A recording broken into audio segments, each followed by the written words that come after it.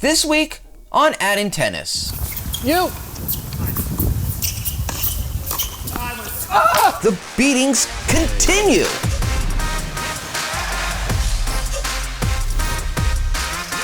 Welcome back, everyone. I'm Adam. And I'm David, and together, we're Add-in Tennis. Last episode, we teamed up with Tyler in search of a perfect partner for this summer's tournament at West End. That match taught me a lot about my own game, but it left me with one important question. Oh, I know this one. Is it, how many partners can one guy have? No. What about, are you gonna do a rose ceremony at the end of this? Please don't do this. I've got it. The question is, do we live in a multiverse where every outcome already exists? Because, if so, technically, you've already won this tournament. The question is, what about my partner from last year? Who now? Beto! You've seen the footage!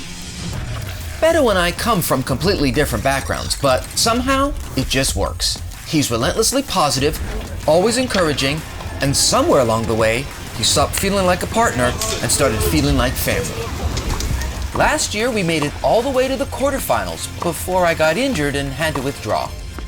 So, you had some success, but we're left wondering how far you could have gone. Yeah, a year later, we're both better individually, but as a team... Well, only one way to find out.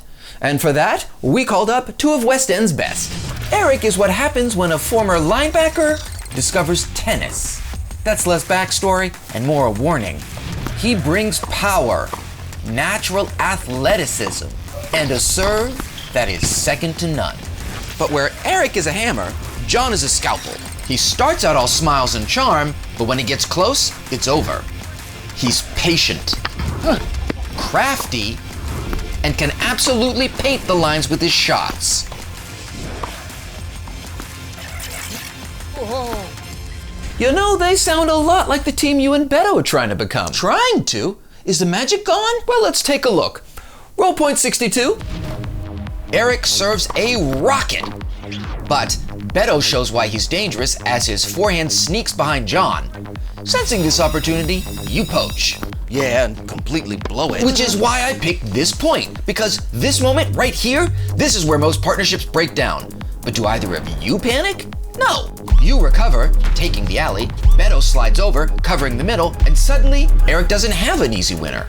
Well, he still hits a great shot. Sure, but Beto buys you time with a lob, which both of you used to reset. And what was, a moment ago, a place of real vulnerability is now back to being neutral. Yeah, not for long. Okay, true, Erick pulls Beto wide and he floats a lob back. But once again, we get to a moment in this point where most teams would fall apart. But you two just keep solving the next problem. Finally, when Erick attacks, Beto smokes Jon with a forehand winner. So is the magic gone? Looks intact to me. I'm sensing a but. But that's not what I kept writing down. Roll point 17. Jon hits a great serve, and Beto's return is an even better lob. It sails over Erick and keeps Jon pinned to the baseline. Now, this is where a lot of teams start moving forward. You guys don't. It doesn't immediately cost you, but every shot after becomes harder than it needs to be. Now, compare that to what Erick and Jon do here. The minute they can, they move forward, looking to turn a neutral ball into an opportunity. And when that opportunity appears, Jon's all over it. I was so proud of that backhand volley. Yeah, for 52, that was quite a get. A for effort, but they still won that point. Okay, that point, sure, but we took the first set and we were up 4-2 in the second when we got kicked off the court. I'm not saying you didn't play well, I'm just saying that when you dropped a point, it followed a pattern. Pattern? What pattern? Well, I'm glad you asked. Roll point 72. Now this starts like point 17. Great serve, even better lob. Jon tries to hit you in the foot and you nail the volley, pulling him wide. But for all the good your team has done, look at your position and compare it to theirs. Now, let's replay the point and watch Jon. You lob, Jon moves forward to take it. You volley, he scrambles, then moves forward. The ball's hit at his feet, he recovers and moves forward. And when we get to here, Erick and Jon have taken total control of the point.